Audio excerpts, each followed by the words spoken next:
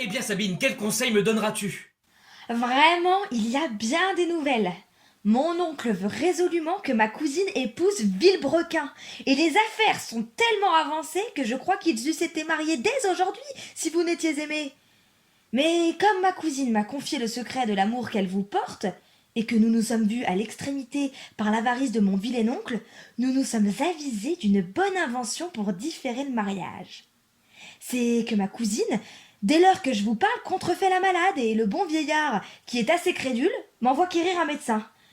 Si vous en pouviez envoyer quelqu'un qui fût de vos bons amis et qui fût de notre intelligence, il conseillerait à la malade de prendre l'air à la campagne. Le bonhomme ne manquera pas de faire loger ma cousine à ce pavillon qui est au bout de notre jardin, et par ce moyen, vous pourriez l'entretenir à l'insu de notre vieillard, l'épouser et le laisser pester tout son sou avec Villebrequin. Mais le moyen de trouver sitôt un médecin à ma poste et qui voulut tant hasarder pour mon service, je te le dis franchement, je n'en connais pas un. Je songe une chose. Si vous faisiez habiller votre valet en médecin, il n'y a rien de si facile à duper que le bonhomme. C'est un lourdeau qui gâtera tout. Mais il faut s'en servir faute d'autre. Adieu, je vais le chercher. Où diable trouver ce maroufle à présent? Mais le voici tout à propos. Ah, mon pauvre Sganarelle, que j'ai de joie de te voir. J'ai besoin de toi pour une affaire de conséquence. Mais comme je ne sais pas ce que tu sais faire... Ce que je sais faire, monsieur? Ben, employez-moi seulement en vos affaires de conséquence, en quelque chose d'importance. Par exemple, envoyez-moi voir quelle heure il est à une horloge, voir combien le beurre vaut au marché, abreuver un cheval. C'est alors que vous connaîtrez ce que je sais faire. Ce n'est pas cela, c'est qu'il faut que tu contrefasses le médecin. Moi? Médecin, monsieur? Je suis prêt à faire tout ce qui vous plaira, mais pour faire le médecin, je suis assez votre serviteur pour n'en rien faire du tout. Et par quel bout m'y prendre, bon Dieu? Ma foi, monsieur, vous vous moquez de moi. Si tu entreprends cela, va, je te donnerai 10 pistoles. Ah, pour 10 pistoles, je ne dis pas que je ne sois médecin. Car, voyez-vous bien, monsieur, je n'ai pas l'esprit tant subtil pour vous dire la vérité, mais quand je serai médecin, où irai-je?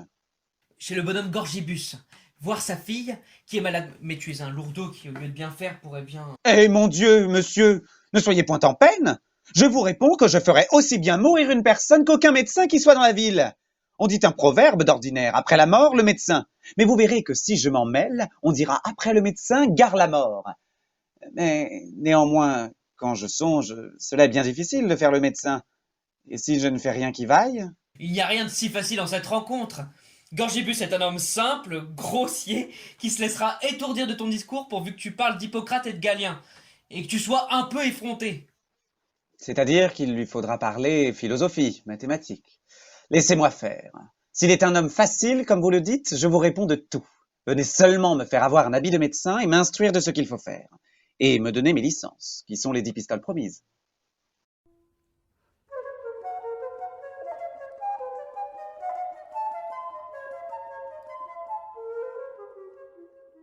Allez vitement me chercher un médecin, car ma fille est bien malade. Et dépêchez-vous. Que diable aussi! Pourquoi vouloir donner votre fille à un vieillard? Croyez-vous que ce ne soit pas le désir qu'elle a d'avoir un jeune homme qui la travaille? Voyez-vous la connexité qu'il y a entre... Va-t'en vite! Oh, je vois bien que cette maladie la reculera bien la noce. Et c'est ce qui me fait enrager. Je croyais refaire mon ventre d'une bonne carrure, et m'en voilà sevrée. Je m'en vais chercher un médecin. Pour moi aussi bien que pour votre fille, je suis désespérée. Je vous trouve à propos, mon oncle, pour vous apprendre une bonne nouvelle. Je vous amène le plus habile médecin du monde, un homme qui vient des pays étrangers, qui sait les plus beaux secrets et qui sans doute guérira ma cousine. On me l'a indiqué par bonheur et je vous l'amène. Il est si savant que je voudrais de bon cœur être malade afin qu'il me guérisse. Où est-il donc? Le voilà qui me suit, tenez, le voilà. Très humble serviteur à monsieur le médecin. Je vous envoie quérir pour voir ma fille qui est malade. Je mets toute mon espérance en vous. Hippocrate dit, et Galien par vive raison persuade, qu'une personne ne se porte pas bien quand elle est malade.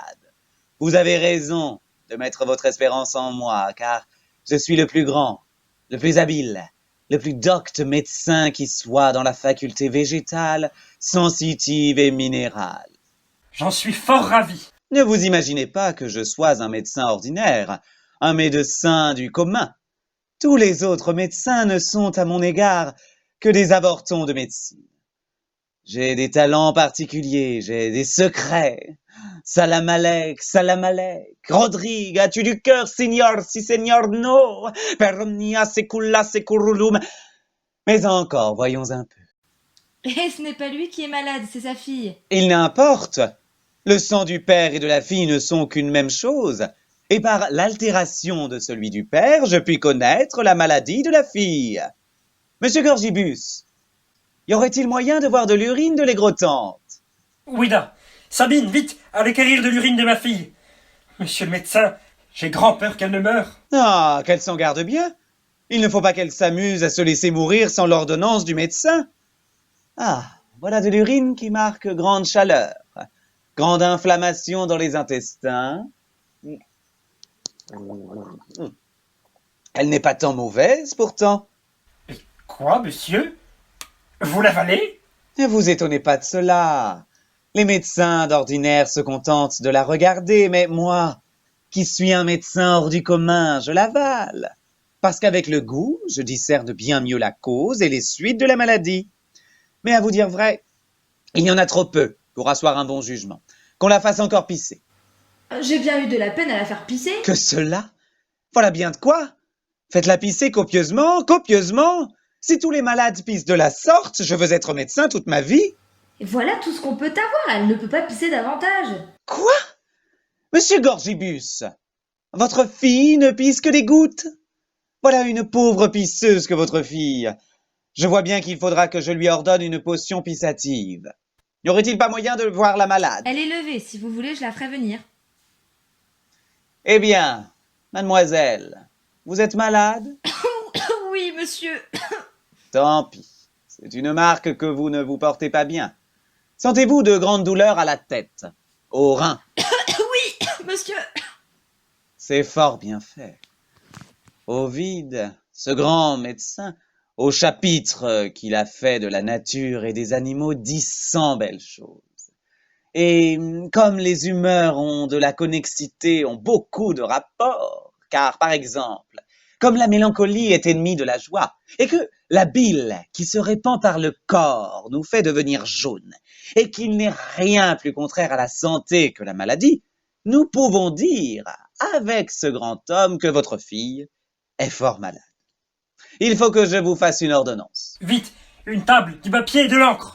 Y a-t-il quelqu'un ici qui sache écrire? Est-ce que vous ne le savez point?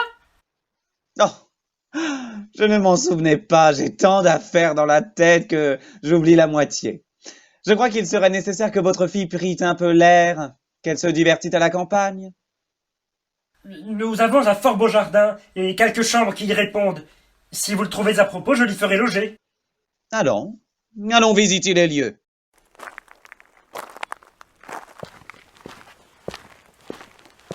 J'ai ouï dire que la fille de Monsieur Gorgibus était malade. Il faut que je m'informe de sa santé et que je lui offre mes services comme ami de toute sa famille. Hola? Hola? Monsieur Gorgibus y est-il? Madame! Votre très humble serviteur. Ayant appris la maladie de mademoiselle votre fille, je suis venu témoigner la part que j'y prends et de vous faire offre de tout ce qui dépend de moi. J'étais là-dedans avec le plus savant homme. N'y aurait-il pas moyen de l'entretenir un moment? Monsieur, voilà une fort habile dame de mes amis qui souhaiterait de vous parler et de vous entretenir. Je n'ai pas le loisir, monsieur Gorgibus. Il faut aller à mes malades. Je ne prendrai pas la droite avec vous, madame. Monsieur, après ce que m'a dit Monsieur Gorgibus de votre mérite et de votre savoir, j'ai eu la plus grande passion du monde d'avoir l'honneur de votre connaissance, et j'ai pris la liberté de vous saluer à ce dessein. Je crois que vous ne le trouverez pas mauvais. Il faut avouer que tous ceux qui excellent en quelque science sont dignes de grandes louanges, et particulièrement ceux qui font profession de la médecine, tant à cause de son utilité que parce qu'elle contient en elle plusieurs autres sciences, ce qui rend sa parfaite connaissance fort difficile. Mais c'est fort à propos qu'Hippocrate dit, dans son premier aphorisme, Vita brevis, ars vero longa, occasio autem, preeps experimentum periculosum, judicium difficile. Ficile tantina pota baril combustibus. Vous n'êtes pas de ces médecins qui ne vous appliquez qu'à la médecine qu'on appelle rationnelle ou dogmatique. Et je crois que vous l'exercez tous les jours avec beaucoup de succès. Experimentia magistra rerum. Les premiers hommes qui firent profession de la médecine furent tellement estimés d'avoir cette belle science qu'on les mit au nombre des dieux pour les belles cures qu'ils faisaient tous les jours. Ce n'est pas qu'on doive mépriser un médecin qui n'aurait pas rendu la santé à son malade, parce qu'elle ne dépend pas absolument des remèdes ni de son savoir. Interdetum docta plus valet artemalum.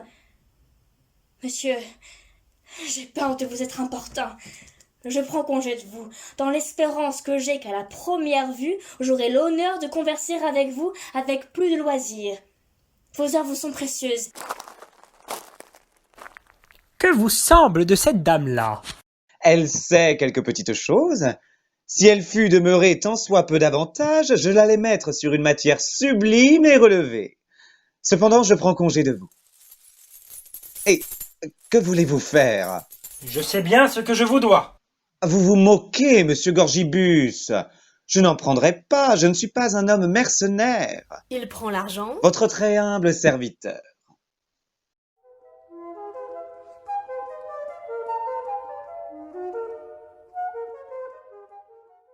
Je ne sais ce qu'aura fait Sganarelle. Je n'ai point eu de ses nouvelles et je suis fort en peine où je pourrais le rencontrer. Sganarelle revient en habit de valet. Mais bon, le voici. Eh bien, Sganarelle, qu'as-tu fait depuis que je ne t'ai point vu? Merveille sur merveille. J'ai si bien fait que Gorgibus me prend pour un habile médecin. Je me suis introduit chez lui et lui ai conseillé de faire prendre l'air à sa fille, laquelle est à présent dans un appartement qui est au bout de leur jardin, tellement qu'elle est fort éloignée du vieillard et que vous pouvez l'aller voir commodément. Oh, que tu me donnes de joie! Sans perdre de temps, je vais la trouver de ce pas. Il faut avouer que ce bonhomme Gorgibus est un vrai lourdeau de se laisser tromper de la sorte. Ah, ma foi, tout est perdu. C'est à ce coup que voilà la médecine renversée. Mais il faut que je le trompe. Bonjour, monsieur. Monsieur, votre serviteur. Vous voyez un pauvre garçon au désespoir. Ne connaissez-vous pas un médecin qui est arrivé depuis peu en cette ville, qui fait des cures admirables? Oui, je le connais, il vient de sortir de chez moi. Je suis son frère, monsieur. Nous sommes gémeaux. Et comme nous nous ressemblons fort, on nous prend quelquefois l'un pour l'autre. Je me dédonne au diable si je n'y ai été trompé. Et comme vous nommez-vous? Narcisse, monsieur, pour vous rendre service. Il faut que vous sachiez qu'étant dans son cabinet, j'ai répandu 2 fioles d'essence qui étaient sur le bout de sa table. Aussitôt, il s'est mis dans une colère si étrange contre moi qu'il m'a mis hors du logis et ne me veut plus jamais voir, tellement que je suis un pauvre garçon à présent sans appui, sans support, sans aucune connaissance. Allez, je ferai votre paix. Je suis de ses amis, et je vous promets de vous remettre avec lui. Je lui parlerai, d'abord que je le verrai. Je vous serais bien obligé, monsieur Gorgibus. Sganarelle sort et rentre aussitôt, avec sa robe de médecin. Il faut avouer que quand les malades ne veulent pas suivre l'avis du médecin et qu'ils s'abandonnent à la débauche, que... Monsieur le médecin, votre très humble serviteur, je vous demande une grâce. Qu'y a-t-il, monsieur? Est-il question de vous rendre service? Monsieur, je viens de rencontrer monsieur votre frère, qui est tout à fait fâché de votre dispute. C'est un coquin, monsieur Gorgibus. Je vous réponds qu'il est tellement contrit de vous avoir mis en colère. C'est un ivrogne, monsieur Gorgibus. Et monsieur, vous voulez désespérer ce pauvre garçon? Qu'on ne m'en parle plus. Mais voyez l'impudence de ce coquin-là, de vous aller trouver pour faire son accord. Je vous prie de ne pas m'en parler. Au nom de Dieu, monsieur le médecin, faites cela pour l'amour de moi. Si je suis capable de vous obliger en autre chose, je le ferai de bon cœur. Je m'y suis engagé. Et vous savez que je suis... Vous m'en priez avec tant d'instance que, quoique j'eusse fait serment de ne lui pardonner jamais, allez, touchez-la, je lui pardonne. Je vous assure que je me fais grande violence, et qu'il faut que j'aie bien de la complaisance pour vous. Adieu, monsieur Gorgibus. Monsieur, votre très humble serviteur, je m'en vais chercher ce pauvre garçon pour lui apprendre la bonne nouvelle. Il faut que j'avoue que je n'eusse jamais cru que Sganarelle se fût si bien acquitté de son devoir. Ah, mon pauvre garçon, que je t'ai d'obligation et que j'ai de joie et que... Ma foi, vous parlez fort à votre aise. Gorgibus m'a rencontré. Et sans une invention que j'ai trouvée, toute la mèche était découverte. Mais fuyez-vous-en, le voici. Je vous cherchais partout pour vous dire que j'ai parlé à votre frère. Il m'a assuré qu'il vous pardonnait. Mais pour en être plus assuré, je veux qu'il vous embrasse en ma présence. Entrez dans mon logis et je l'irai chercher. Ah, monsieur Gorgibus, je ne crois pas que vous le trouviez à présent. Et puis, je ne resterai pas chez vous, je crains trop sa colère. Ah, vous demeurerez, car je vous enfermerai. Je m'en vais à présent chercher votre frère. Ne craignez rien, je vous réponds qu'il n'est plus fâché. De la fenêtre. Ma foi, me voilà attrapé ce coup-là. Il n'y a plus moyen de m'en échapper. Le nuage est fort épais et j'ai bien peur que s'il vient à crever, il ne grêle sur mon dos force coups de bâton. Ou que, par quelque ordonnance plus forte que toutes celles des médecins, on m'applique tout au moins un cautère royal sur les épaules. Mes affaires vont mal. Mais pourquoi se désespérer? Puisque j'ai tant fait, poussons la fourbe jusqu'au bout. Oui, oui, il faut encore sortir et faire voir que Sganarelle est le roi des fourbes. Il saute de la fenêtre. Oh, ma foi, voilà qui est drôle. Comme diable on saute ici par les fenêtres. Il faut que je demeure ici et que je vois à quoi tout cela aboutira. Je ne saurais trouver ce médecin. Je ne sais où diable il s'est caché. Ah, mais le voici. Monsieur, ce n'est pas assez d'avoir pardonné à votre frère. Je vous prie pour ma satisfaction de l'embrasser. Il est chez moi, et je vous cherchais partout pour vous prier de faire cet accord en ma présence. Vous vous moquez, monsieur Gorgibus. N'est-ce pas assez que je lui pardonne? Je ne le veux jamais voir. Mais monsieur, pour l'amour de moi. Je ne saurais rien refuser. Dites-lui qu'il descende. Pendant que Gorgibus rentre dans sa maison par la porte, Sganarelle y rentre par la fenêtre. Voilà votre frère qui vous attend là-bas. Il m'a promis qu'il fera tout ce que je voudrais. Monsieur Gorgibus, je vous prie de le faire venir ici.